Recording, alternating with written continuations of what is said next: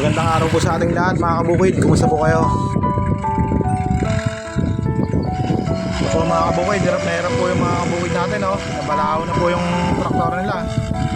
Hindi po makakawal mga kabukid. Ito po, tutulungan na ng isang 4x4 mga kabukid. Shoutout po sa masisipag at mahigiti nating magsasaka dyan. Mag-ingat po kayo palagi. Saludo po ako sa inyo mga kabukid sa sipag at tiyagaan po para po sa pamilya mga kabukid. Dito nga po ay nagtutulong-tulong na sila para mayayawan isang traktora. Dapat po talaga ay may malasakit ka sa kapwa mo at pagmamahal mga kabukid. Yan po mga kabukid. At shoutout din po sa masisipag at mahigiti nating OFW. Mag-ingat din po kayo palagi dyan mga kabukid.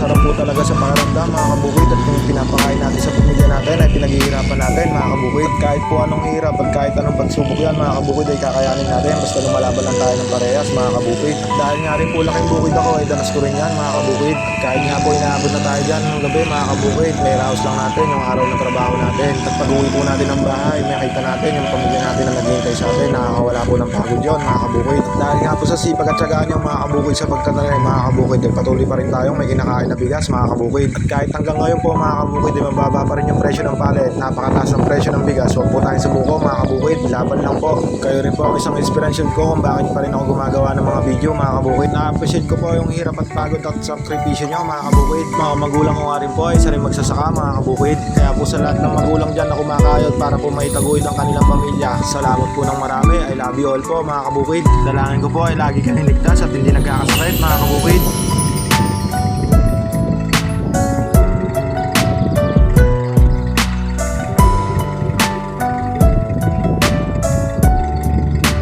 Salamat po sa panonood at pag-share ng video natin mga kabukid.